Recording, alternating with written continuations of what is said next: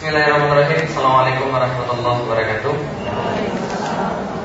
Alhamdulillahirabbil alamin. Wassalatu wassalamu ala asyrofil anbiya'i wal mursalin wa ala alihi wa sahbihi wa man da'a bi da'watihi wa iltazam tariqatihi wa tarasa wa khutahu jalal aqidatan islamiyyatan asasan fi fikrati wa min jasani a'mali wa bastarani amin.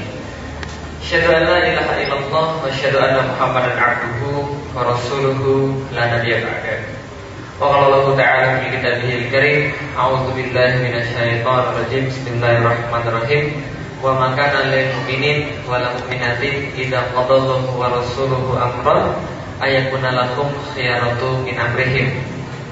Wa qala Rasulullah Muhammad sallallahu alaihi wasallam, inna dunya mata wa khairu mata'iha al mar'atu shalihah. Alhamdulillah, puji dan syukur senantiasa kita panjatkan hanya pada Allah, Zat pencipta semesta alam, segala sesuatu yang ada di antara langit dan bumi. Kepadanya lah kita menyembah, kepadanya lah kita memohon, kepadanya lah kita meminta tolong, karena kepadanya lah kita akan dikembalikan pada satu saat yang tidak ada keraguan di dalamnya. Salam dan salam senantiasa tercurah dan terlimpahkan kepada baginda Nabi besar Muhammad sallallahu alaihi wasallam. Beliaulah seorang suami yang paling baik, sahabat yang paling setia, orang yang memuliakan wanita, dan tentu saja beliaulah orang yang satu-satunya menunjukkan jalan kepada surganya Allah.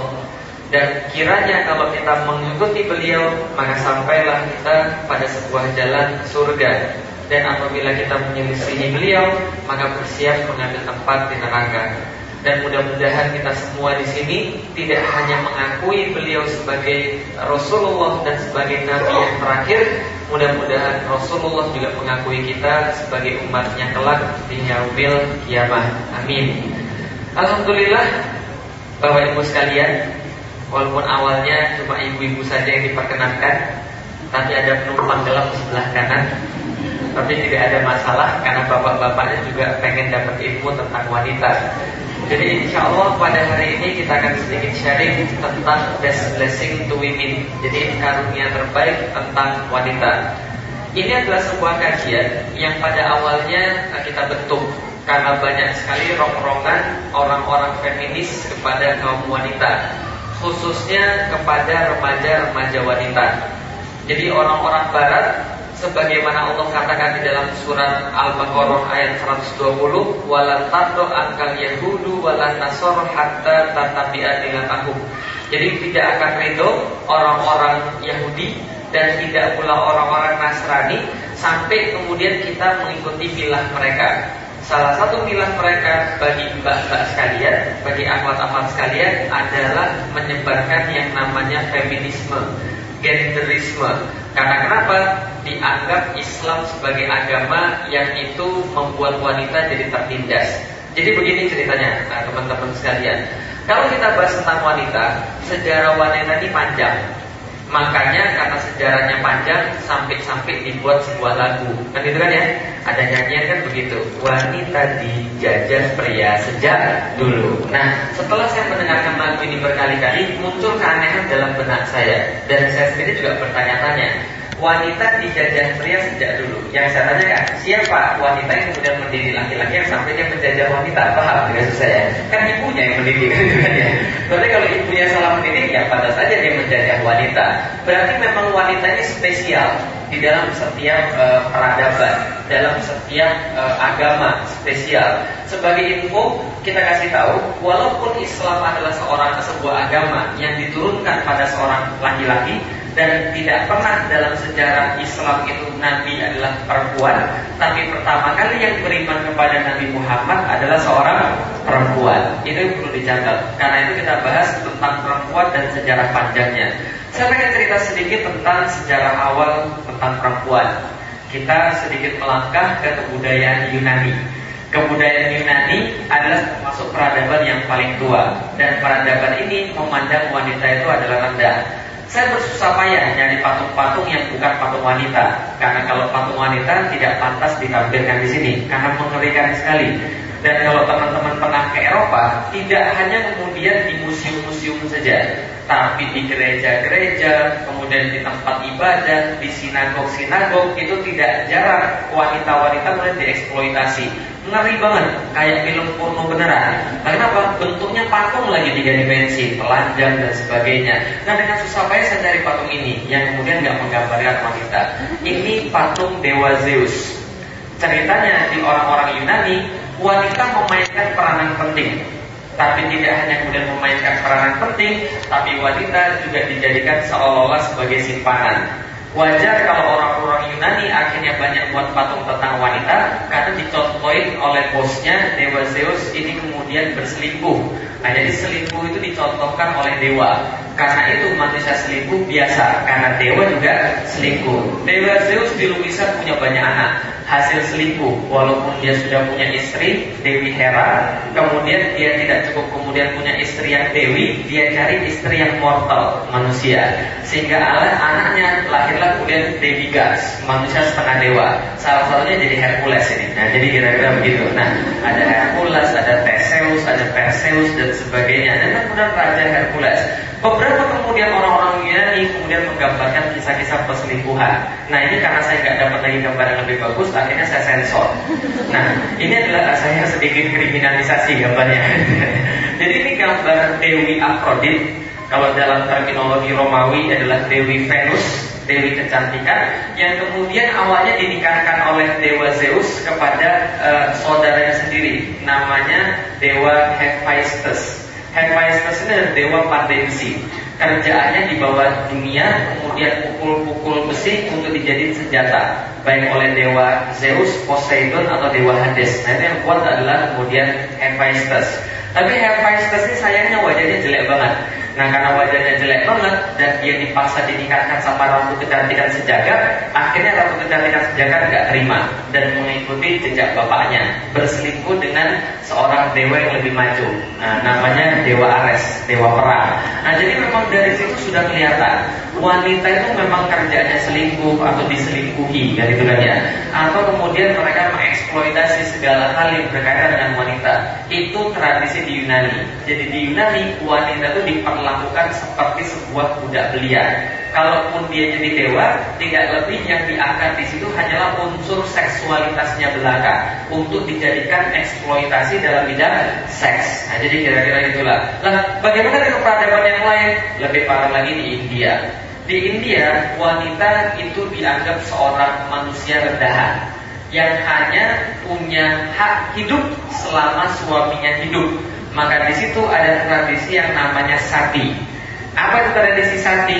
Jadi kalau Anda sudah menikah sama seorang laki-laki, kalau laki-laki ini kemudian menikah, maka hak hidup Anda kemudian habis juga. Dengan kata lain, ketika kemudian laki-laki itu dibakar, maka Anda harus ikut dibakar juga. Itu tradisi sati di agama Hindu di India yang sampai sekarang masih ada. Karena itu kalau mau pilih-pilih orang Hindu, kalau mau nikah sama orang Hindu di sana, harus pilih-pilih dulu dia penyakitan atau enggak ya suaminya. Kalau penyakitan bisa bahaya. Kenapa? Kalau dia mati duluan, berarti ikut mati juga istrinya. Nah, ini kemudian adalah hak hidup seorang kemudian wanita Hindu di zaman-zaman dulu. Sama seperti kemudian zaman-zaman yang lain, kemudian ini diceritakan dalam kitabnya orang-orang Yahudi. Jadi dalam kitabnya orang Yahudi, di dalam Talmud itu dijelaskan seorang laki-laki Yahudi diwajibkan membaca doa berikut setiap hari. Terima kasih Tuhan karena tidak menjadikanku seorang kafir, seorang wanita atau budak belia. Jadi wanita itu sebuah kutukan. Paham ya saya? Jadi sebuah kutukan untuk menjadi seorang wanita. Kasihan banget karena saya kemudian bersyukur tidak dijadikan seorang wanita. Terus yang wanita doanya apa? Saya bersyukur karena saya sudah dikutuk jadi seorang wanita. Harusnya kan enggak. Nah, tapi itu yang terjadi. Nih, bila lelaki Yahudi yang telah dewasa bersetubuh dengan anak perempuan, maka itu tidak mengapa. Ini salah satu dalam kitab mereka. Wajar kalau perlakuan mereka terhadap wanita itu bukan perlakuan yang adil. Di zaman Romawi sama, nggak ada bedanya. Wanita sekadar dijadikan objek seksual. Dalam kemudian tradisi orang-orang Kristen hampir-hampir sama. Seperti yang kita tahu, Kristen itu kan adalah sebuah agama yang dilegalisasi dalam rangka orang-orang Romawi. Ketika orang Romawi memperlakukan wanita dan Kristen Kristen kemudian diadopsi oleh orang-orang Romawi, maka orang Romawi melanjutkan tradisi mereka untuk membuat perempuannya adalah kelas bawah. Dengan cara apa? Dengan dalil agama. Jadi begini ceritanya. Sudah ada yang pernah dengar kenapa manusia turun ke dunia? Sudah, diusir dari surga, betul begitu? Itu pemahaman manusia zaman sekarang, termasuk umat muslim. Saya katakan kita nggak pernah diusir. Orang Kristen yang merasa diusir, kita nggak pernah diusir Allah. Loh kok bisa? Baca buku saya bab 5, promosi. Ini serius, kita nggak pernah diusir. Kenapa kita nggak pernah diusir? Saya jelaskan secara singkat, tapi begini ceritanya. Di dalam terminologi agama Kristen, wanita itu memakan buah yang dilarang Tuhan makan. Dan gara-gara itu dia buat suaminya juga makan. Karena itu mereka turun ke dunia, diusir oleh Tuhan. Tuhannya ngamuk dan tidak memaafkan Adam dan Hawa. Karena itu muncul yang namanya dosa asal, dosa waris. Itu gara-gara dosa Adam dan Hawa di surga, mereka tidak dimaafkan Tuhan, maka sampai ke kita karena dosa waris. Itu kata orang Kristen, diusir mereka dari surga gara-gara gak mau dengerin Tuhan. Tapi kalau kita berbeda, kalau kita di dalam Al-Quran buka surat Al-Baqarah 30-38. Di situ Allah katakan, wa idh qala rabbuka lil malaikati inni ja'ilun fil ardi khalifah. Berkatalah Allah kepada para malaikat, kami hendak menjadikan di muka bumi ini seorang khalifah. Berarti Allah dari awal pengen menjadikan khalifah di mana? Muka bumi, bukan di surga. Dengan kata lain, Allah memang berencana menjadikan kita itu di dunia. Kejadian di surga itu kejadian biasa, agar kita belajar bahwa manusia itu kerjaannya pasti maksiat. Dan kalau dia maksiat, segeralah taubat dengan Allah, karena Allah pasti memaafkan manusia. Dan jangan buat lagi kesalahan. Kan gitu kan ya? Itu sebuah tanda pembelajaran. Beda dengan orang Kristen. Orang Kristen ceritanya Adam dan Hawa tinggal di surga, kemudian mereka disuruh jangan makan buah pohon ini. Judulnya buah pohon pengetahuan kalau dalam kitab Genesis di orang-orang Kristen. Setelah dibujuk oleh setan, setan bilang, Tuhanmu bilang apa? Gak boleh makan buah yang ini. Lah kenapa gak boleh, kata setan? Hawa bilang, kalau kami makan, kami bakal mati, kata Tuhan. Tuhan bilang, kalau mau makan, kamu akan mati pada saat itu juga. Maka kami gak boleh makan, karena kami pasti mati. Lalu kemudian setannya bilang, bohong Tuhan itu, kamu gak akan mati. Justru kalau kamu makan, kamu punya pengetahuan sama kayak Tuhan. Tuhan takut kamu saingin, makanya dia gak boleh kamu makan. Akhirnya Hawa tergoda. Dia makan buah pohon ini, kemudian diberikan pada Adam. Dua-duanya kemudian langsung sadar bahwa mereka sedang telanjang, langsung tutupin auratnya pakai daun-daun di surga, dan kemudian mereka punya pengetahuan. Itulah ceritanya. Maka di situ di Alkitab Tuhannya bohong. Tuhannya bilang kalau makan mati, ternyata makan nggak mati. Yang benar setan atau Tuhan? Setan yang benar. Ternyata dia nggak mati, malah punya pengetahuan. Nah, cerita ini dijadikan guyonan oleh Steve Jobs, pemilik Apple, yang kemudian lambangnya itu dibuat apel digigit. Karena cerita dalam Alkitab itu diyakini buah pengetahuan itu adalah apel. Maka apel digigit itu lambang manusia punya dosa yang pertama, human first sin. Manusia punya dosa yang pertama ketika dia makan buah pengetahuan, dia dapat teknologi. Artinya apa? Dia bisa menyayangi Tuhan dengan teknologi. Nah, ceritanya begitu. Jadi itu pengetahuan pertama manusia. Jadi itu guyonan Steve Jobs pada kaum gereja. Nah, itu kemudian ceritanya diusir. Tapi tidak hanya cerita diusir. Ceritanya di situ mulai sejak saat itu seluruh rohaniwan gereja percaya bahwa wanita adalah perangkap setan. Jadi itu kata mereka, kata uskup yang ada di Roma, wanita itu perangkap setan. Kenapa? Setan gak bisa ganggu kita laki-laki. Karena dia gak bisa ganggu kita, maka dia ganggu wanita. Gara-gara wanita lah kita turun ke dunia. Nah, jadi kira-kira begitu. Dulu ketika saya kuliah di IPB, biasa ya, ketika kuliah kan rame, tempat keluarga cuma satu. Jadi otomatis kan kalau keluar kan berebutan. Nah kalau cewek-cewek pas mau keluar, ladies first, ladies first, ladies first. Teman saya bilang, ladies first, gara-gara lu atau gua turun ke dunia aja gitu. Gara-gara lu gua turun ke dunia. Nah, jadi perempuan disalahkan seperti itu di dalam agama Kristen. Karena yang menyebabkan turunnya manusia ke dunia adalah perempuan, yang dia selalu mengikut godaan setan. Sejak saat itu terjadi diskriminasi terhadap perempuan, terjadi pembakaran terhadap perempuan yang dianggap sesat. Karena di zaman itu sebelum Renaissance, perempuan-perempuan kan tercerahkan oleh Islam. Saya cerita kemarin tentang 1453, tentang takluknya Konstantinopel. Setelah takluknya Konstantinopel, deras arus pemikiran ke arah barat dari orang-orang Islam, menyadarkan sebagian besar orang barat. Nikolaus Kopernikus sadar karena Islam, Galileo Galilei sadar karena Islam, Fibonacci sadar karena Islam. Kemudian setelah mereka mengambil pemikiran Islam, mereka sebarkan ke seluruh Eropa bahwa kita ini setara, bahwa tidak ada yang dilahirkan di antara kita untuk jadi budak, tidak ada yang dilahirkan dengan kita untuk jadi proletar. Apa bedanya raja dan kita? Tidak ada beda sama sekali. Akhirnya perempuan-perempuan belajar, dan karena belajar itulah mereka dijuluki penyihir. Coba lihat bahasa Inggrisnya penyihir laki-laki apa? Penyihir laki-laki, magician, wizard. Keren gak? Keren. Penyihir perempuan, witch. Tahu witch itu artinya apa? Itu hinaan itu. Witch, dasar penyihir kan. Nah, itu penghinaan. Artinya apa? Kenapa dikatakan witches? Itu adalah sebuah kata yang bermajas negatif. Karena pada saat itu perempuan-perempuan dianggap sebagai container of Satan, perangkap setan, sehingga mereka harus disucikan dengan cara dibakar, kemudian dikasih salib.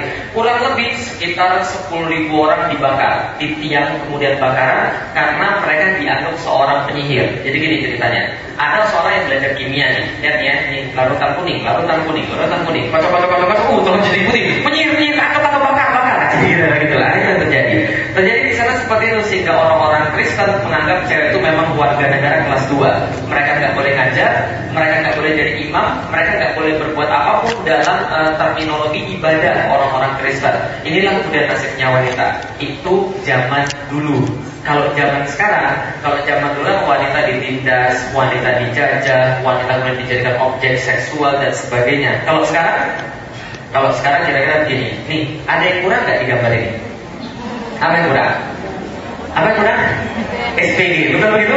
Ini juga susah nih nyari gambar ini. Jadi kalau Anda tulis Oscar, itu sulit banget nyari gambar yang kemudian nggak ada ceweknya di situ, kan gitu kan ya? Dan ceweknya super seksi, kan gitu kan ya?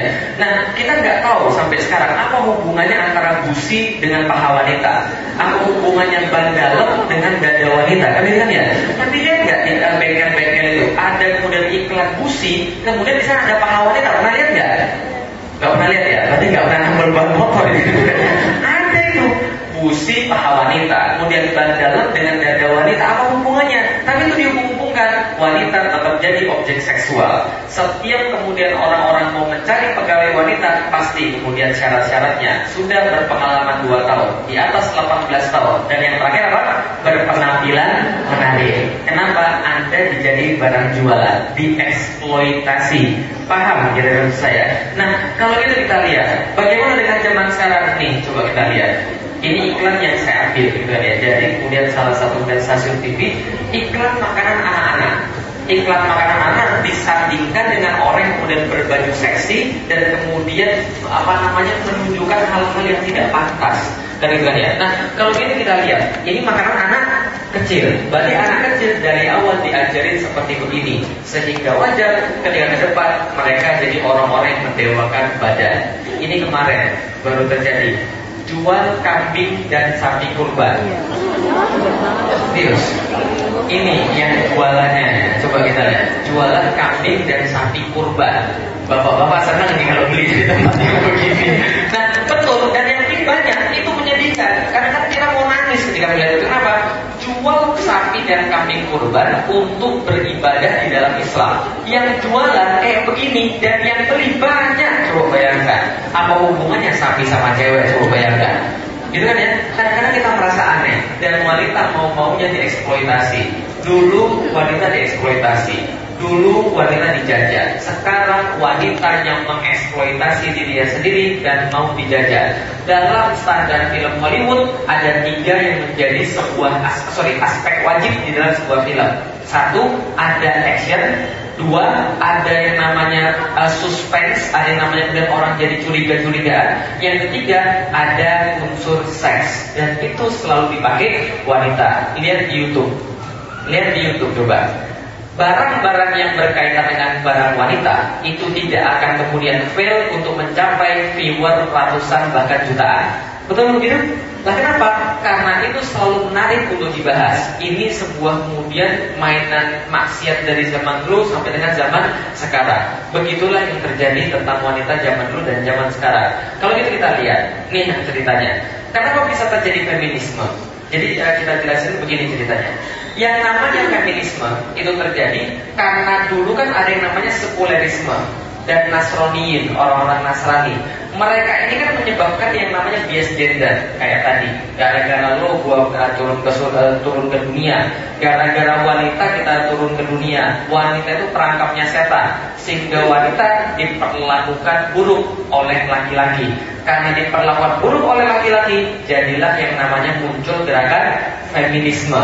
Apa itu gerakan feminisme? Gerakan yang berusaha agar perempuan itu setara dengan laki-laki, karena dianggap perempuan tidak setara dengan laki-laki. Apalagi kemudian bisa kita lihat nih, akhirnya muncul tuduhan-tuduhan marginalisasi Islam terhadap perempuan. Misal, hukum waris, wanita dapat 1, laki-laki dapat 2. Nggak adil dong Islam, masa wanita dapat 1, laki-laki dapat 2? Kan kita kan makhluk yang sama. Protes. Apalagi talak pada kekuasaan laki-laki. Laki-laki boleh talak, wanita nggak boleh talak. Poligami, wanita tidak boleh poligami, laki-laki boleh poligami. Apalagi saksi wanita dibanding pria. Kalau laki-laki cuma perlu 1, wanita saksinya perlu 2. Dan sebaliknya, pemukulan terhadap perempuan diperbolehkan di dalam Islam, dan politik perempuan dibatasi. Ini semua dijadikan alasan bahwa Islam agama yang memarginalisasi perempuan, mendiskriminasi perempuan. Maka tahun 2007 kemarin Siti Musdah Mulia muncul dengan draft counter legal draft. Jadi bagaimana caranya mengkompilasi hukum Islam jadi kompilasi yang modern. Jadi orang kecil katakan tafsir yang zaman sekarang sudah tidak relevan, kata mereka. Karena ini tahun 2007. Karena itu kita perlu tafsir yang baru. Apa yang mereka usulkan? Perempuan juga punya hak talak. 1. 2, perempuan juga punya hak untuk menikah lebih daripada 1. Kemudian perempuan punya masa idah, laki-laki juga punya masa idah. Nah, jadi mereka kemudian usulkan. Memang agak lucu, tapi memang aneh itu orang-orang. Tapi itu kemudian yang mereka usulkan. Inilah yang mereka usulkan karena mereka menganggap laki-laki itu menindas wanita dan wanita menindas pria. Suatu hari saya pernah ditanya oleh seorang wartawan yang wawancara saya di TV, kemudian dia bilang begini, Ustaz, kayaknya Islam tuh membuat wanita itu terasa rendah, menomorduakan wanita. Saya katakan, siapa yang bilang begitu? Ini orang-orang feminis yang bilang. Oke, saya tanya begini, feminis munculnya di mana? Munculnya feminis mana? Islam. Dunia Islam nggak pernah muncul feminis. Munculnya feminis itu di dunia barat. Artinya apa? Orang barat, wanitanya merasa tidak puas dengan aturan mereka, maka muncullah feminisme. Islam tidak pernah muncul feminisme karena perempuan sudah merasa konten, merasa puas dengan agama mereka. Tapi barat meracuni kita dan seolah kita jadi tidak puas. Kalau gitu kita bahas. Pertama-tama ini kita bahas dulu. Pria dan wanita sama nggak? Pria wanita sama nggak? Beda atau sama? Oke, kalaupun kemudian kita bilang beda, harus ada buktinya. Betul begitu? Sekarang kita kemudian buka buktinya. Ini caranya. Ini adalah di depan ada sebuah gambar. Karena laki-laki sudah ada, kita manfaatkan juga. Jadi gitu. Bapak-bapak siap untuk dimanfaatkan, Pak? Diminta tolong, Pak, sebentar. Siap ya? Oke, tapi syaratnya, Pak, ngomongnya harus keras.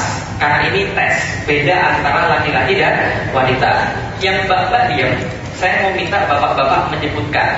Di depan nanti akan muncul sebuah kalimat-kalimat, kata-kata. Tolong sebutkan hurufnya. Ya Pak ya? Tolong sebutkan hurufnya. Siap? Agak keras sedikit Pak. Siap? Harus beramai-ramai bareng-bareng. Siap? Oke, sebutkan apa Pak? Hurufnya. Gak boleh pakai mikir. Apapun yang muncul tolong teriakkan dengan keras.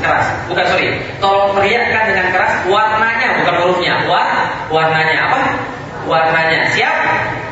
Oke, keras-keras ya. Jangan pakai lag, jangan pakai mikir, langsung sebutkan aja. Warnanya.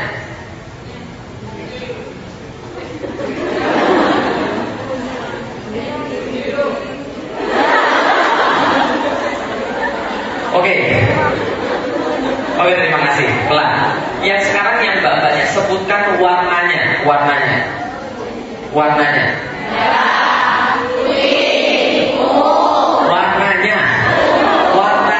Bukan tulisan warna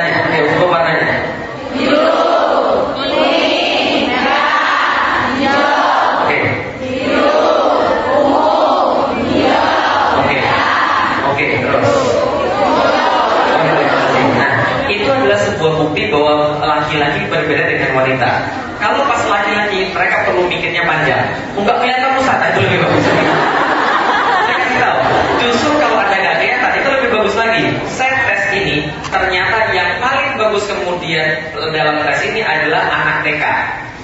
Anak TK nggak pernah salah nyebutin warna. Kenapa? Karena mereka nggak bisa baca. Maka kalau Anda nggak bisa baca itu lebih bagus nyebutin warnanya. Jadi gini ceritanya, otak manusia itu katanya berbeda. Ada otak kiri, ada otak kanan. Otak kiri itu membaca huruf, membaca tulisan. Sedangkan otak kanan membaca warna. Maka kiri dan kanan itu bekerja berbeda-beda. Jadi saat Anda kemudian baca ini, Anda jadi bingung mau baca kata-kata atau mau baca warna. Makanya laki-laki selalu tidak berhasil dalam tes ini. Kenapa? Karena mereka tidak punya saraf penghubung sebesar perempuan yang menghubungkan otak kiri dan otak kanan. Jadi laki-laki itu konsepnya dia monotasking. Kerjaannya cuma satu, nggak bisa bareng-bareng. Kalau dibareng-barengin dia jadi stres. Itu yang menjelaskan kenapa kalau ada orang yang sudah bersuami, suami lagi nyetir, jangan diajak ngomong, marah dia. Lagi nyetir, kamu ini tahu nggak sih jalan? Kalau nggak tahu tanyalah sama orang. Kamu tahu nggak sih ini? Jangan-jangan kita udah balik lagi. Apa kata suami? Diam deh, sebentar saya lagi mikir gitu kan ya. Karena dia nggak bisa mikir dua kan gitu kan ya. Beda dengan perempuan. Perempuan itu bisa mikir dua karena otak kiri dan otak kanannya itu bisa nyambung. Laki-laki tidak. Karena itulah laki-laki sulit membedakan. Perempuan nelpon sampai nonton TV sampai ngurus anak bisa aja sampai masak gitu ya. Bisa multitasking. Itu beda laki-laki dengan wanita. Wanita dan laki-laki selalu berbeda. Dalam susunan saraf pun mereka sudah berbeda. Maka wajar perempuan bisa multitasking, laki-laki nggak bisa. Karena memang fitrahnya begitu. Nah, karena itulah banyak hal yang menjadi konsekuensinya. Karena perbedaan struktur otak menyebabkan penglihatan kita juga berbeda. Ini ceritanya. Laki-laki itu kalau melihat itu sudutnya itu sempit. Menurut penelitian ini ceritanya. Kalau perempuan itu sudutnya lebar dari ujung ke ujung sampai 180 derajat. Nah, tapi yang laki-laki sudutnya sempit. Lah makanya kalau laki-laki sama wanita, suami istri lagi jalan pergi ke mall, kalau suaminya melirik perempuan yang lain, istrinya pasti tahu. Kan? Sudutnya sempit. Jadi kalau dia mau melihat harus kemudian menolehkan kepala gitu. Kan dia nggak bisa melihat. Sebenarnya wanita itu sama seringnya melirik laki-laki yang lain, cuma nggak ketahuan. Kenapa? Dia sudah hebat. Jadi dia ngeliat di situ, tapi benar perhatiannya ke sini. Nah, itu wanita. Jadi itu bedanya. Lah kenapa? Ini membuktikan kepada kita bahwa secara fungsi laki-laki dan wanita berbeda. Perempuan itu kemudian diharuskan mengetahui sekeliling dia. Kan ummu warobatul bait. Kan ibu dan sebagai pengatur rumah tangga. Dia harus ngawasin tuh rumahnya dari bahaya-bahaya. Anaknya di mana, kemudian dia kerjain apa. Itu cocok benar. Kalau laki-laki dia fokus pada tujuan. Ketika dia lagi berburu, dia harus fokus pada satu tujuan. Ketika dia lagi bergerak, dia harus fokus pada satu tujuan. Makanya laki-laki itu pusing kalau diajak belanja. Paham ya saya? Karena dia harus memperhatikan banyak hal. Itu pusing gitu kan ya. Nah, ini adalah kemudian perbedaan yang pertama. Perbedaan yang kedua, nih wanita 4-6 kali secara penelitian lebih sering menyentuh sesamanya dibandingkan dengan pria. Pria jarang bersentuhan dengan sesamanya. Kalau perempuan sering bersentuhan karena kulit wanita lebih tipis daripada kulit laki-laki. Ini kayak iklan aja. Memang begitu. Nah, karena itulah perempuan lebih sensitif terhadap sentuhan. Karena itu senang menyentuh-nyentuh. Lah kalau laki-laki nggak senang menyentuh-nyentuh. Contoh, lihat aja deh. Kalau perempuan di kampus pergi ke WC, berapa orang perginya? Sekampung perginya. Yang pergi ke WC satu, tapi bergandengan berlima. Jadi pergi ke WC ini gandengan. Coba bayangkan kalau laki-laki pergi ke WC gandengan, kira-kira gimana? Aneh kan? Memang kan nggak penting itu. Laki-laki itu nggak penting untuk bergandengan, bersentuh-sentuhan. Tapi kalau perempuan pasti banyak bersentuh-sentuhan. Contoh nih, ini dimanapun nih, kalau cewek lagi foto pasti pegang-pegang. Kalau ada laki-laki kira-kira kalau foto begini kira-kira Pengumuman untuk pemilik mobil AB1438JZ tolong dipindahkan karena pemilik rumahnya mau keluar. AB1438JZ. Ya Pak? Mohon dipindahkan sekarang karena pemilik rumahnya mau keluar. Terima kasih. Ada? Kalau nggak ada kuncinya di sini. Oke, baik. Ada.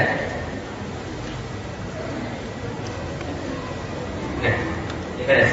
Oh ya, baik. Kalau gitu kita lanjut. Nah, berarti kalau kemudian cowok ini pasti aneh. Contohnya, kalau cowok kemudian foto itu pasti begini ya kan ya. Nah, nggak pegang-pegangan dia. Dia pegang-pegangan jadinya aneh. Dia pasti merasa cool gitu, keren gitu kan. Jadi dia nggak pegang-pegangan. Secara kemudian saraf laki-laki dan wanita berbeda. Kita tidak pernah sama. Dan kalau kita sama malah jadinya menjijikkan. Nah, aneh kalau laki-laki kayak begitu fotonya. Nah, kalau itu kita lihat lagi ini. Laki-laki dan wanita beda dalam hal bicara. Wanita perlu bicara banyak, laki-laki tidak perlu bicara banyak. Bedain aja. Anak 3 tahun atau sama-sama 4 tahun deh, sama-sama baru pulang sekolah. Beda nggak kira-kira orangnya? Pasti beda. Laki-laki coba tanya, adik-adik kita yang masih kecil itu laki-laki. Habis dari mana? Sekolah. Sekolahnya enak nggak? Biasa. Pelajaran gimana? Bagus. Terus gimana? Lumayan. Dia belajar. Dia nggak jawab aja. Nah, coba tanya perempuan, gimana sekolahnya? Oh iya tadi saya ketemu dengan orang ini, teman saya tuh parah banget dan segala macam. Omongin semuanya sampai sedetail-detailnya. Nah, karena itulah orang laki-laki itu kosakatanya lebih sedikit daripada kosakata perempuan. Makanya telemarketing di mana-mana itu adalah yang bagusnya perempuan. Punktuasi mereka lebih bagus dalam melafalkan sebuah kata. Itu sebuah fitrah yang sudah Allah berikan. Sedangkan laki-laki tidak. Wanita perlu untuk bicara. Wanita Italia berbicara 20.000 kata per hari, paling judes. Barat berbicara 16.000 kata per hari. Sedangkan pria rata-rata cuma berbicara 7.000 kata per hari. Paham? Jadi kalau nanti suatu hari sudah bersuami istri, pahamilah saat laki-laki itu pulang ke rumah, mereka tidak mau ngomong lagi karena jatahnya sudah habis tuh 7.000. Jadi jangan diajak ngomong lagi. Mereka cuma pengen baca, nonton, tidur dan selesai. Tadi perempuan sering ngomong, gimana tadi di kantor biasa? Di kantor biasa, iya lumayan. Kerjaan gimana? Ya begitulah seperti yang kemarin. Dia nggak mau diajak ngomong itu, karena sudah jatahnya sudah habis. Sedangkan perempuan perlu untuk bicara. Karena itulah perempuan itu wajib cerewet. Perempuan cerewet itu bukan sebuah aib. Perempuan cerewet itu adalah calon istri yang baik dan calon ibu yang baik. Kenapa? Bayangkan kalau ibu gak cerewet, gimana jadinya anak-anak kan itu kan ya. Contoh, pernah lihat gak bapak sama anaknya lagi jalan? Kan anak-anak kan selalu nanya kan ya, rasa ingin tahunya kan besar. Kenapa daun berwarna hijau? Karena dari sana juga sudah begitu. Karena Tuhan menciptakan begitu. Tapi kalau sama ibunya kan enggak. Pak, kenapa? Ma, kenapa daun berwarna hijau? Karena ada klorofil. Klorofil itu apa? Zat hijau daun. Kenapa daunnya berwarna hijau? Karena panjang gelombangnya segini sampai panjang gelombang apa? Jelasin sampai kapan? Panjang. Bayangkan kalau perempuan kemudian hemat kata kayak laki-laki, ujungnya jawabannya karena memang dari dulu sudah begitu. Bayangkan anaknya jadi kayak apa? Kan itu kan ya. Maka perempuan perlu cerewet, istri perlu cerewet, ibu perlu cerewet untuk mengajarkan anak-anaknya. Allah itu adil, memberikan wanita kemampuan bicaranya banyak karena wanita harus mengajari anak-anaknya. Kita berbeda. Apalagi perbedaan ini dalam kondisi terdesak, laki-laki akan bertindak tanpa berpikir, sedangkan perempuan akan ngomong tanpa berpikir. Makanya penghuni LP itu 90% adalah laki-laki karena dia pukul orang dulu baru ngomong. Kan ya? Dilihat-lihat dulu, kapan lu lihat-lihat gua? Ngomong pukul dulu kan gitu ya. Nah, itu kemudian laki-laki. Perempuan yang kemudian sering mendatangi terapis karena stres, banyak galau, itu perempuan karena dia ngomong dulu baru mikir. Nah, itu permasalahan perempuan. Nah, kalau itu kita lihat lagi, perempuan dan laki-laki berbeda. Perempuan kemudian tertarik pada emosi, laki-laki tidak tertarik pada emosi. Laki-laki tertarik pada tujuan. Makanya laki-laki pusing setelah 20 menit berbelanja. Itu menurut survei. Dan saya katakan surveinya salah karena saya pusing setelah 15 menit berbelanja. Bagus. Jadi ketika istri saya bilang, "Pi, anterin ke Tanah Abang dong." Boleh. Abi anterin aja ya. Terus Abi pergi ke tempat yang lain kan itu kan. Baru kemudian saya jemput nanti kalau dia sudah selesai. Kenapa? Perempuan itu kemudian belanja. Yang dicari itu bukan barang. Yang dicari itu adalah belanjanya sendiri. Paham gitu saya? Datang belanja bawa 15 alat yang harus dibeli. Dia pulang dengan membawa 20 alat yang nggak ada salah satu pun di dalam list itu. Jadi saya kadang-kadang aneh, itu yang mau diinginkan itu apa sebenarnya? Nah, karena memang yang diinginkan belanja itu aja jalan-jalan, kemudian emosional yang terlibat di sana. Ada kemudian yang dia ingin. Pria bersaing, wanita bekerja sama. Pria lebih tertarik pada benda dibandingkan wajah. Sedangkan kalau bayi perempuan tidak, dia lebih tertarik emosi daripada kemudian yang lain. Nih yang dia omongkan. Kebanyakan yang diomongkan adalah laki-laki olahraga. Kemudian teman-teman pria membicarakan sedikit, wanita lebih banyak. Jadi hubungan lebih banyak dibicarakan oleh wanita daripada laki-laki. Ini juga sama. Ini setelah disurvei dari segi pekerjaan. Lihat nih, bahasa apapun yang menguasai siapa? Perempuan. Itu adalah bukti bahwa kemampuan bahasa perempuan lebih hebat daripada kemampuan bahasa laki-laki. Karena secara saraf memang sudah begitu. Tapi untuk pelajaran-pelajaran ruang, maka laki-laki menguasai. Tuh lihat tuh, fisika, teknologi, informatika, semuanya laki-laki. Yang berkaitan dengan teknologi ruang, laki-laki yang mengungguli. Karena fitrahnya juga begitu. Contoh, laki naik mobil di jalan, ada orang nyetirnya gak benar. Apa pikiran kita? Pasti cewek yang nyetir kan? Karena begitu yang terjadi. Memang kemampuan ruang wanita itu tidak sehebat laki-laki, gitu loh maksudnya. Karena logikanya lebih tinggi laki-laki. Nah, kalau itu kita lihat, samakah pria dan wanita? Pria dan wanita tidak sama. Tapi itu bukan menjadi satu kemudian air, satu kemudian lebih tinggi. Tidak. Tapi dimaksudkan oleh Allah bahwa wanita dan laki-laki mesti bekerja sama untuk sampai satu tujuan. Karena nggak ada yang perfect. Bisa dipahami kira-kira saya? Itulah kemudian laki-laki dan wanita sebagai ketaatan dan ibadah pada Allah. Sebaliknya, feminisme tidak menganjurkan begitu. Feminisme menganjurkan kita harus sama. Karena itu muncullah hal-hal yang tidak diinginkan. Apa? Nih, angka aborsi dan single parent meningkat. Gara-gara apa? Gara-gara wanita pengen disejajarkan dengan pria. Kalau kemudian kita lihat di Inggris kemarin, ada seorang perempuan yang dia nge-seks dengan 11 laki-laki yang berbeda dalam satu hari. Ketika dia ditanyakan, kenapa berbuat seperti itu? Kalau laki-laki bisa, kenapa saya nggak bisa? Kan gitu kan ya? Nah ini muncul akhirnya angka kegagalan pernikahan, ada aborsi dan sebagainya, angka kemudian perselingkuhan, penyakit seks bebas banyak sekali. Nih broken home, nih tempat penitipan anak karena orang tua sudah buta dengan yang namanya feminisme. Mereka dikatakan laki-laki tidak boleh dijajah perempuan tidak boleh dijajah oleh laki-laki. Salah satu metode penjajahan laki-laki adalah dengan bekerja dan mencari uang, dan wanita tidak punya uang karena itu dia dijajah. Maka feminisme menggagas perempuan harus mandiri, perempuan harus bekerja. Karena bekerja anak-anak terlantar. Muncul tempat penitipan anak yang orang-orang kemudian berpikir kayak di Jakarta, berpikir seperti karyawan sama bos. Kalau saya sudah bisa cari duit, ngasih anak saya kemudian tempat sekolah yang bagus, saya tidak perlu mendidik dia lagi. Nah, ini kemudian yang muncul. Karena kenapa? Muncul kemudian kehilangan figur ibu. Ketika kehilangan figur ibu, itulah laki-laki yang nantinya akan menjajah wanita. Karena dia nggak bisa lihat figur ibu itu seperti apa, gitu loh maksudnya. Yang kemudian menyayangi dia, yang memberikan dia kemudian perhatian, sehingga itu menghalangi dia untuk berbuat tidak adil terhadap wanita, gitu loh. Maka orang-orang muncul sekarang yang jahat terhadap wanita, masa kecilnya perlu kita pertanyakan, ibunya sudah mencontohkan belum bahwa dia harus menghargai seorang wanita.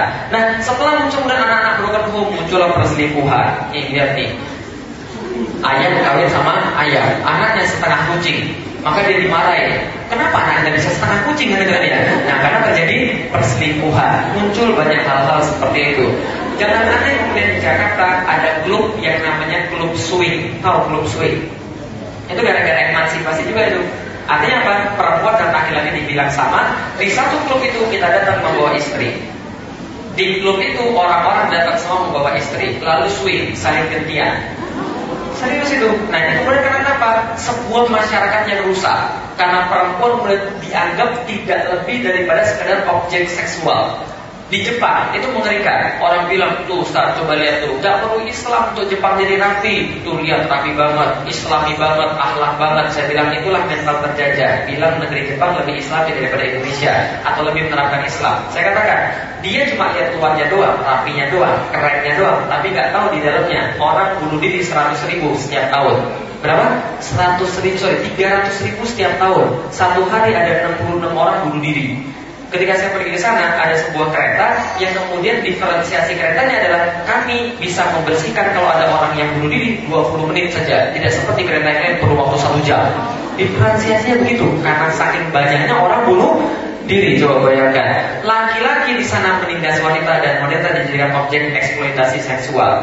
Bisnis esek-esek di Jepang memperoleh setiap tahun 400 triliun. Berapa? 400 triliun. Tahu APBN kita berapa? APBN kita targetnya 900 triliun. yang terrealisasi 700 triliun, dikorupsi setiap tahun 321 triliun, sisanya sekitar 380-an. Itulah APBN kita, jauh lebih rendah daripada bisnis esek-esek di Jepang. Wanita dieksploitasi, bisa dipahami tidak saya? Mengerikan. Apalagi kemudian yang terjadi nih, workaholic. Wanita kemudian dianggap mulia, dianggap hebat kalau dia kemudian sudah muncul food, fun, and fashionnya. Kita dijajah dari food, fun, and fashion. Wanita itu adalah genderisme itu kemudian membuat wanita merasa dia harus bersejajarkan dengan laki-laki, dan berarti karena itulah dia tidak perlu peduli apapun kecuali menyenangkan laki-laki. Loh, kok begitu? Ya gitulah memang adanya. Coba kita lihat. Ada orang kemudian nggak kerudungan, kemudian ditanya kenapa dia nggak kerudungan? Karena kerudungan membuat saya kemudian tertindas, membuat saya kemudian terkekang. Pertanyaan berikutnya adalah apakah lipstik, sanggul, pergi ke salon kemudian itu membebaskan? Itu lebih mengekang lagi. Kan harus pergi, harus kemudian bersikap sorry, harus berdandan yang bagus, harus berpakaian yang kemudian bagus untuk menyenangkan laki-laki. Pertanyaan saya, kalau wanita berpakaian seksi itu untuk siapa sebenarnya? Dia bilang untuk kemudian perwujudan diri sendiri, self expression. Saya katakan tidak. Dia pasti berbuat begitu untuk diperhatikan laki-laki. Makanya aneh, kadang-kadang ada orang berpakaian seksi, kemudian ketika naik kangkok, ininya ditutup. Kan ya? Kan kalau kemudian dia sudah buka aja sekalian. Itu maksudnya. Ya, itu maksudnya aneh. Dia kemudian membuat sesuatu yang itu adalah dilihat orang lain, kita negara. Dia berbuat itu untuk dilihat orang lain, demi keridhaan orang lain, bukan keridhaan Allah. Food, fun, and fashion. Zaman dulu ibu-ibu sekalian, yang sekarang sudah agak senior. Zaman dulu ketika Ba'da Maghrib kemana? Masjid, belajar baca Quran. Zaman dulu ketika cewek ada kelihatan kemudian dalaman, dibilang apa? Cewek gak benar. Zaman sekarang kelihatan dalaman tren, betul begitu? Kalau nggak kelihatan dalamannya nggak tren. Karena itulah sudah diperbudak oleh food, fun, and fashion. Wanita disuruh untuk memikir agar menyesuaikan diri seperti apa cantik yang menurut barat pikir. Nah, kan dilihat ya, muncul krim anti penuaan. Wis, berarti yang cantik itu yang kalau nggak tua-tua. Ngeri juga kalau nggak tua-tua, kan ya. Itu yang dikatakan sebagai sebuah kecantikan. Cantik itu putih kalau zaman sekarang. Muncul suntik pemutih lah, suntik kemudian ya ada pemutih, ada deterjen dan sebagainya. Muncul hal-hal seperti itu. Kalau kenapa? Karena cantik diidentikan dengan badannya. Kita dipaksa dengan cara pikir barat untuk menyenangkan laki-laki sebenarnya, bukan untuk menyenangkan wanita. Buktinya apa? Nih coba lihat nih. Wanita emansipasi, minum minuman keras, mabuk-mabukan, dan itu sudah biasa. Di negeri-negeri yang lain itu sudah biasa. Coba, apa yang diharapkan pada seorang ibu-ibu yang semacam ini ketika dia mendidik anak-anaknya? Jadi wajar kalau dia mengatakan Barat itu gak usah diapa-apa, itu sudah mati sendiri. Lah kenapa? Nih ibu-ibunya semacam ini. Apa yang bisa diharapkan dari ibu-ibu semacam ini? Peradaban mereka sedang menurun dan sebentar lagi akan hancur. Digantikan oleh peradaban lain yang lebih manusiawi. Apalagi kemudian demi kata setara. Nih Miss Universe.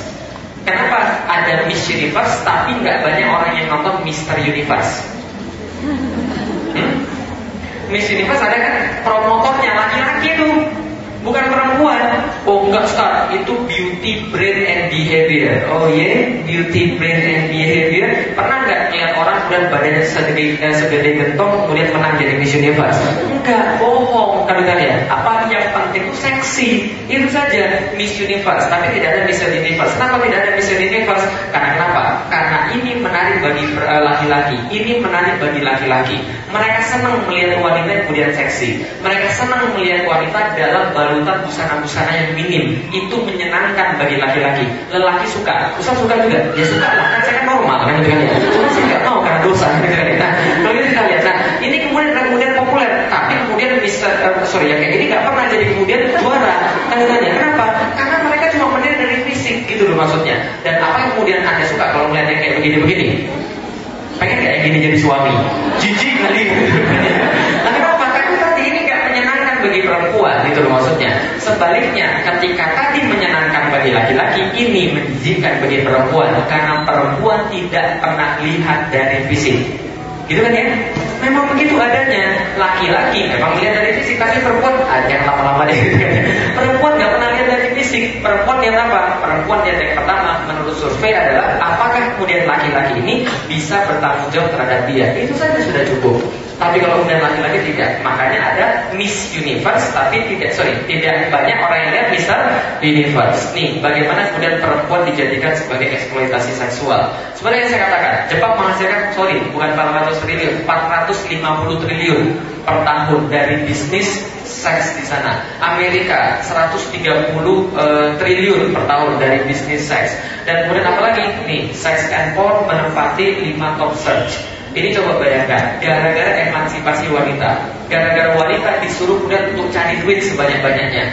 Ketika materi diukur ketika kebahagiaan diukur berdasarkan materi, perempuan nyari yang namanya kebahagiaan materi. Ini yang terjadi di mana-mana. Apa kemudian ini menjadi salah? Jadi gini ceritanya. Kapitalis, sekulerisme menjadikan materi sebagai standar kebahagiaan, sebagai standar yang baik-baik. Sedangkan kemudian bila materi dijadikan sebagai standar kebaikan, laki-laki pasti ada di depan wanita, dan wanita tidak mungkin bersaing dengan laki-laki. Kenapa? Karena kalau standarnya materi, laki-laki pasti akan cari lebih banyak daripada wanita. Tapi di dalam Islam, standar kebahagiaannya bukan materi, tapi ridho Allah. Karena ridho Allah adalah standar kebahagiaan, maka laki-laki dan wanita sama-sama punya kewajiban, sama-sama punya kesempatan untuk meraih ridho Allah. Itulah di dalam Islam. Jadi wanita dan laki-laki nggak berantem, nggak berada di sebuah jalur yang sama, tapi jalurnya beda, sehingga kemudian kita sama-sama bisa. Contoh, jadi ini yang terjadi. Suatu saat ada seorang perempuan protes sama Rasul. Datang ke tempat Rasul, kemudian protes, "Ya Rasulullah, saya diutus oleh kaum wanita kepada engkau. Kenapa? Karena jihad yang diwajibkan oleh Allah kepada lelaki, kalau mereka luka parah, mereka punya pahala. Kalau mereka gugur, mereka hidup di sisi Tuhan mereka dengan rezeki. Manakala kami kaum wanita sering bantu mereka, apa balasan kami?" Maka kemudian ada lagi dalam lafaz yang lain begini, "Ya Rasul, kami protes, laki-laki ambil semua pahala, sholat mereka kemudian berjamaah, kami disuruh di rumah, kalau boleh pun kami di belakang. Kalau lagi pengajian, kami di belakang, mereka di depan. Kami nggak bisa mendengar engkau sebagus kemudian laki-laki mendengar engkau. Mereka selalu di samping engkau, kami nggak boleh selalu di samping engkau. Kami iri dengan pahala laki-laki, sementara kami menyucikan baju mereka, mengurus anak-anak mereka, melayani mereka, dan sebagainya." Rasul katakan, "Sampaikan pada wanita-wanita yang mengutus engkau bahwa taat pada suami serta mengakui haknya menyamai pahala orang yang berjihad, dan sangat sedikit sekali golongan kalian yang dapat melawan demikian." Coba bayangin. Jadi ada yang protes, "Kami nggak boleh taklim di depan, kami nggak boleh begini, laki-laki begini, kami nggak begini." Rasul katakan, apa yang kalian lakukan di rumah sama pahalanya. Enak nggak? Nyuci pahala jihad. Jadi kan ya. Apalagi kemudian ngurus anak pahala umroh, pahala haji dan sebagainya. Luar biasa tuh enaknya. Maka saya di rumah enak. Saya kemudian dikenal sebagai seorang lelaki yang sangat pemalas di rumah. Karena kenapa? Karena kalau saya lagi di depan komputer, saya malas ngapa-ngapain. Kalau lagi kemudian mau minum, saya minta istri saya kirim, "Dek, ambilin minum dong." "Pemalas banget sih, itu kan cuma di sebelah doang ambil minumnya." Saya bilang, "Ini kan pahala bagi kamu." Sebuah penghormatan bagi seorang perempuan untuk kemudian melayani suaminya, karena itu adalah sumber pahala yang tidak terhingga. Paham kira saya? Kalau belum punya suami gimana? Ya menikahlah, kan itu. Nah, itu kita lihat. Nah, ini kemudian standar kebahagiaan wanita. Islam adalah karunia terbaik buat wanita. Islam mendudukkan wanita pada posisi yang sempurna. Bagaimana kata Islam terhadap wanita? Barang siapa diamanati Allah seorang putri, maka kalau dia mati tidak ditangisi, dan dia hidup, dia dididik dengan baik, maka baginya jaminan surga. Coba, wanita itu nggak ada laki-laki kemudian hidup dididik dengan baik, kalau mati dia kemudian tidak ditangisi, mati masuk surga. Enggak. Anak perempuan diangkat harkat martabatnya. Pada saat itu orang Arab ketika mendapatkan anak perempuan merah mukanya karena merasa malu karena anak ini nggak bisa dipakai untuk pergi berperang. Maka dia segera pergi bawa anak itu untuk mengubur dari mana anak itu ketika dia masih hidup. Sampai-sampai diceritakan dalam salah satu hadis, Umar bin Khattab juga pernah mengubur anaknya. Yang dosa itu dia sesali sampai kemudian ketika dia masih hidup, ketika dia jadi seorang khalifah. Coba bayangkan. Tapi Islam menangkap harta perempuan-perempuan yang kemudian beriman, khususnya anak-anak perempuan. Kemudian dikatakan seperti itu. Rasulullah ditanya, siapa yang berhak untuk ditaati? Ibumu. Setelah itu ibumu. Setelah itu ibumu, baru bapakmu. Berarti ibu dapat berapa? 3/4. Laki-laki dapat 1/4. Berarti kalau anak itu dapat pahala, maka ibunya dapat 3/4, anaknya dapat 1/4. Kalau dosa, ibunya 3/4. Gitu. Kenapa? Karena ibunya yang mendidik itu. Makanya ibu itu berfungsi sebagai ummu warabatul bait. Itu adalah fungsi utama dia sebagai ibu dan pengasuh rumah tangga. Itulah fungsi ibu yang sangat mulia, yang nggak mungkin bisa digantikan oleh seorang pria yang paling hebat sekalipun. Inilah kemudian fungsi ibu. Apalagi kemudian kita lihat nih dalam kemudian hadis yang lain, Rasul katakan mukmin yang paling sempurna iman adalah yang paling baik akhlaknya di antara mereka. Wa khairukum linisaihim, yang paling baik di antara kalian adalah yang paling baik terhadap istri-istrinya. Linisaihim, saya tidak mengurangi dan saya tidak menambah. Linisaihim, terhadap istri-istrinya. Jadi kita pulang aja ya. Terhadap istri, maksudnya adalah yang paling baik terhadap istrinya. Artinya begini, saya secara pribadi kalau kemudian setiap saya pulang kerja, ini adalah hadis yang saya baca. Khairukum linisaihim, yang paling baik di antara kalian adalah yang paling baik terhadap istri-istrinya. Maka ketika saya pulang ke rumah, saya keluarkan suara yang enak terhadap istri saya, karena harus yang paling baik. Assalamualaikum Umi, apa kabar? Nah, kenapa? Karena yang paling baik terhadap istri-istrinya adalah yang terbaik di hadapan Allah. Coba bayangkan, nggak seperti kemudian orang-orang yang lain, agama-agama lain nggak ada mengatur tentang istri. Pulang bawa masalah di kantor, kemudian bawa segala macam. Pulang-pulang, kok belum dipel sih? Kok ini kotor sih? Ya, dimana istrinya kemudian sudah capek-capek ngurusin kemudian anaknya, ngurusin rumahnya. Kamu tuh protes ngurusin, kamu dong yang kemudian ngepel sendiri. Nah, ribut lah kan kalian. Ini yang terjadi dalam Islam tidak. Suami diwajibkan untuk baik pada istri-istrinya. Dunia itu perhiasan, ad-dunya mata'un, wa khairu mata'iha al-mar'atus solihah. Dan sebaik-baik perhiasan itu adalah wanita yang solehah. Kalah kemudian perhiasan yang lain, mobil, kemudian kendaraan, segala macam. Kalau nggak ada wanita soleha, insya Allah nggak akan ada artinya. Dan itu sangat berarti sekali. Kenapa? Nanti kapan-kapan Anda akan pahami bahwa kemudian yang paling diperlukan oleh seorang lelaki adalah wanita yang soleh.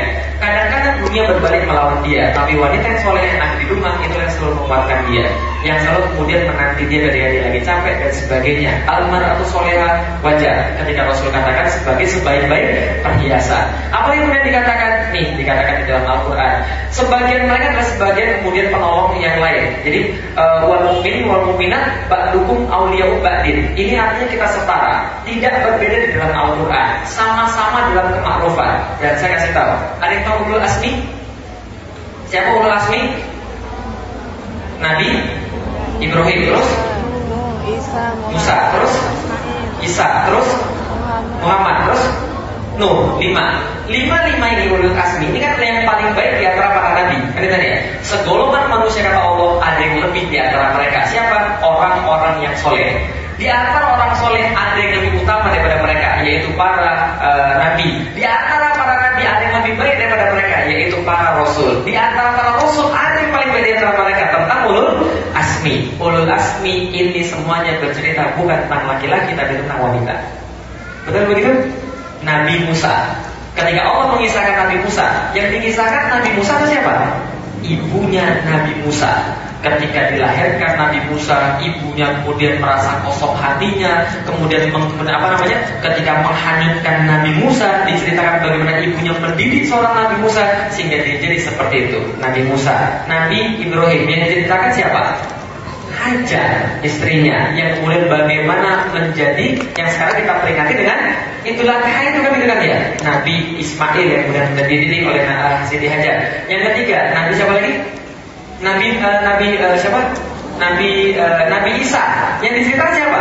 Lebih lagi tuh, satu surat khusus Maryam menceritakan kemudian tentang Nabi Isa, bahkan menceritakan ibunya Maryam sekalian. Karena itu kemudian pembentukan Nabi Isa seperti apa. Nah, yang Nabi Muhammad jelas dengan Siti Khadijah dan sebagainya. Nah, kalau yang satu ini peringatan buruk ini, Nabi Nuh itu juga bercerita tentang istrinya, walaupun cerita yang kurang bagus. Yang kemudian Allah katakan tanah yang baik menghasilkan hasil tanaman yang baik, tanah yang tidak baik menghasilkan tanaman yang tidak baik. Karena Kan'an menolak untuk kemudian masuk ke dalam perahu ayahnya. Nah, itu artinya adalah perempuan-perempuan yang buruk menghasilkan anak-anak yang buruk. Loh, kalau gitu gimana cara bedanya perempuan yang baik dan perempuan yang buruk? Nanti kita lihat. Nah, kalau gitu kita lihat nih, bahwa kemudian wanita benar-benar disetarakan dengan pria. Janganlah kalian iri hati terhadap yang dikatakan Allah, sebagian kamu lebih banyak daripada sebagian yang lain, karena ada bagian daripada usaha masing-masing. Laki-laki punya bagian, perempuan punya bagian. Kita tidak saling bersaing, kita tidak berkompetisi, kita saling bahu-membahu. Jadi kira-kira begitu. Apalagi kemudian bisa kita lihat nih, wanita di dalam Islam. Laki-laki itu pemimpin wanita. Betul, karena ada yang dilebihkan dari laki-laki atas wanita. Apa yang dilebihkan? Dalam beberapa ucapan muhaddisin, yang dilebihkan adalah akal. Berarti wanita kurang akal loh, bukan begitu maksudnya. Laki-laki itu dilebihkan akalnya, karena itulah ditaruh posisi talak pada dia. Maka semua menjadi masuk akal. Kenapa talak ada pada laki-laki? Karena perempuan cenderung emosional. Betul begitu? Perempuan itu kan ngapa-ngapain nangis, senang nangis, bahagia nangis, sedih nangis, galau nangis, nggak ngapa-ngapain nangis juga gitu kan ya. Jadi ketika istri saya nangis, saya tanya, kenapa kamu nangis? Dia bilang, saya nggak tahu kenapa saya nangis. Nah, itulah wanita emosional. Bayangkan kalau wanita punya jatah talak, mati dong, rumah tangga bisa bahaya. Maka talak diberikan pada laki-laki yang lebih banyak berpikir. Tapi sayangnya laki-laki zaman sekarang kebanyakan nggak mikir, karena itu sembarangan mengucapkan talak. Tapi contoh awalnya adalah laki-laki itu harusnya mikir gitu loh. Maka talak dikasih pada laki-laki. Nah, kalau gitu kita lihat lagi. Nih, ini adalah kemudian sebuah rahasia. Sebelum saya kasih tahu sebuah rahasia, saya ingin kasih tahu. Berarti tuduhan-tuduhan orang feminis terhadap Islam benar atau salah? Benar atau salah? Contoh, wanita, perempuan satu, laki-laki dua. Kenapa kira-kira begitu? Karena Allah sudah memutuskan begitu.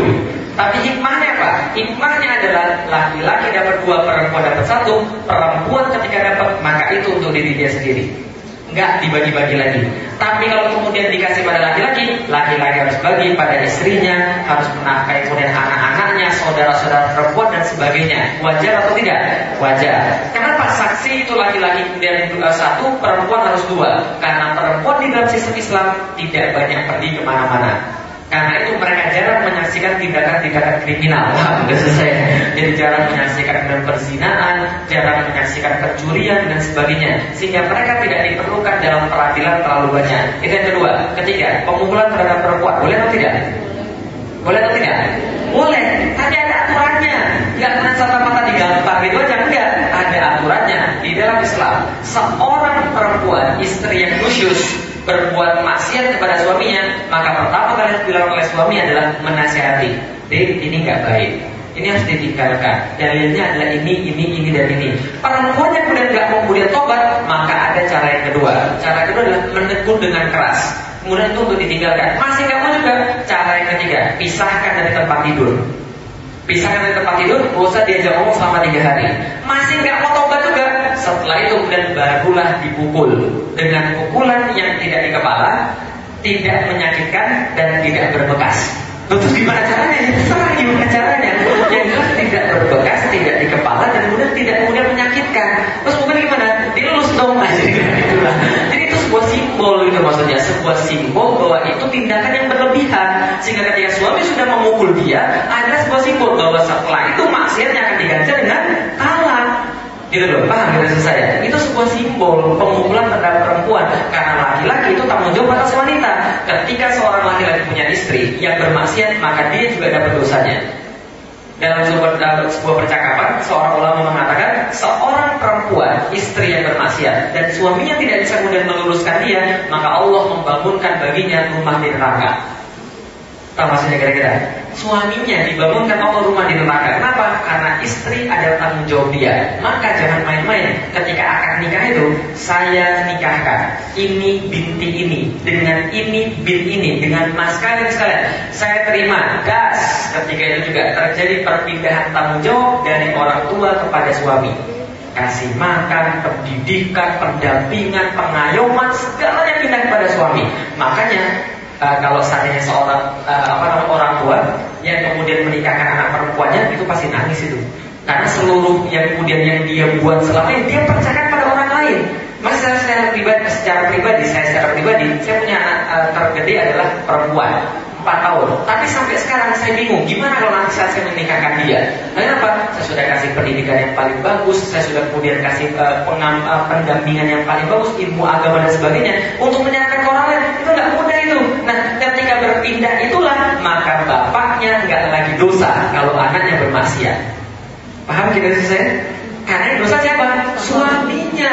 Maka saat itu juga berpindah bahwa seorang istri harus lebih taat pada suaminya dibandingkan dengan keluarganya. Gitu kan ya? Karena kenapa? Bapaknya sudah pindah itu, walinya sudah pindah kepada suaminya.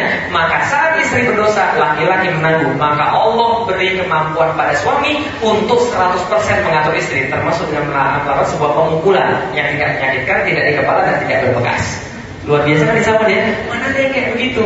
Islam dong yang ada begitu. Nah jadi semuanya terpatahkan. Insya Allah semuanya adalah Islam karena yang terbaik bagi wanita. Ini sebuah rahasia. Ada yang sudah nikah? Yang belum nikah? Yang mau nikah? Oke, terima kasih. Insya Allah mudah-mudahan Allah berikan orang-orang yang layak. Jadi ini ada sebuah rahasia kemudian bagi orang-orang yang mau menikah dan membina sebuah keluarga. Kenapa keluarga Islam itu sangat luar biasa? Kenapa dalam Islam perempuan sangat dimuliakan? Karena Islam menganggap perempuan itu adalah sebuah pilar, sebuah tiang yang menyebabkan yang semuanya itu jadi jalan. Jadi gini, ketika saya mau menikah, saya katakan ada sebuah rahasia, ini adalah rahasianya. Men sini in woman sorrow. Artinya di balik seorang pria yang kuat terdapat wanita yang hebat. Bahasa atas rahasia dong kan rahasia saya. Nah, ini adalah sebuah rahasia yang kemudian menyampaikan kepada kita bahwa Anda harus jadi seorang wanita yang hebat untuk mendapatkan seorang laki-laki yang hebat juga. Kenapa? Karena laki-laki yang hebat dan perempuan yang hebat ditakdirkan untuk bersama. Oh iya. Serius ini gitu kan. Suatu hari sebelum saya menikah sama istri saya minta istri saya menghafalkan satu buah hadis yang telah menjadi sebuah kebaikan dalam rumah tangga, sebuah keindahan dalam rumah tangga, sebuah keampunan dalam rumah tangga. Orang bertanya-tanya pada saya, Ustaz kan nyuruh orang putusin aja terus, kenapa nggak suruh nikahin aja? Saya kasih tahu, kenapa saya nyuruh orang putusin? Karena orang pacaran itu nggak pernah dia nikah. Karena dia nggak niat nikah, dia pacaran. Paham ya saya? Jadi ibarat kayak UMPTN. Jadi ada kemudian laki-laki yang kemudian nggak lulus uji komitmen. Nah itulah kemudian jurusannya pacaran. Paham ya saya? Dia pacaran itu nggak pernah komitmen. Makanya saya suruh putus dulu. Sudah putus, kaji Islam dulu, perbaiki agamanya, baru mau nikah. Baru boleh silakan. Karena nikah tanpa ilmu itu bunuh diri. Bisa paham ya saya? Mengerikan serius. Nah ada orang bertanya, kalau kita nggak pacaran, terus gimana? Kita nggak saling kenal satu sama lain dong? Saya katakan orang yang saling mencintai Allah itu kemudian nggak perlu saling berkenalan. Karena orang yang mencintai sama-sama mencintai Allah akan saling mencintai juga. Percaya nggak? Nggak perlu kemudian dia berkenalan karena dia sudah pasti kenal. Kenapa sudah pasti kenal? Karena sama-sama taat sama Allah. Anda nikah karena wajah. Siap-siap cintanya pudar dalam jangka waktu 3 hari. Karena kenapa? Karena dalam waktu 3 hari rumput tetangga lebih hijau. Itu sudah terbukti. Laki-laki paling tahu. Jadi kalau nikah karena wajah 3 hari kemudian rumput tetangga lebih hijau. Kalau nikah karena harta perlu waktu 3,5 bulan untuk membuat cinta itu hilang. Nah kenapa? Untuk balik nama. Nah tapi kalau cintanya karena Allah, insya Allah tidak akan pernah hilang. Nah kenapa? Karena dijaminkan pada sebuah zat yang zat itu akan abadi. Maka cintanya juga akan abadi. Contoh, ini hadis yang minta saya kemudian hafalkan pada istri saya.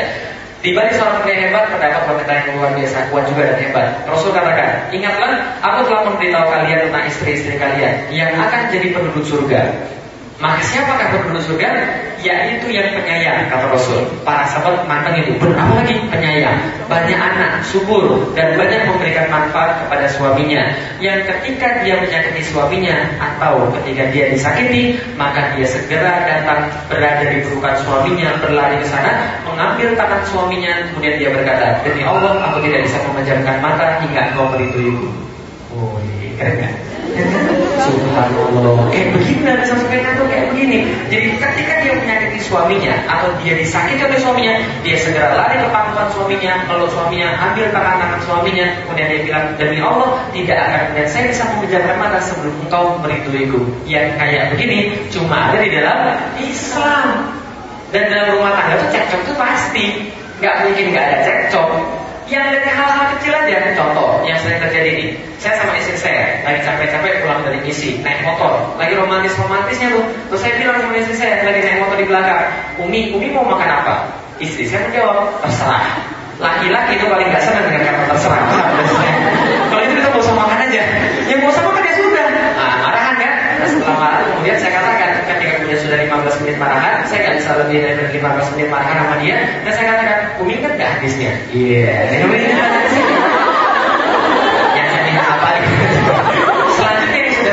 seperti yang kita tahu. Jadi maka itu sudah terjadi. Kenapa? Karena dia taat sama Allah.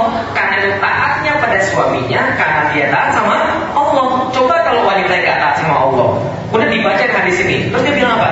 Terus gua harus bilang gitu.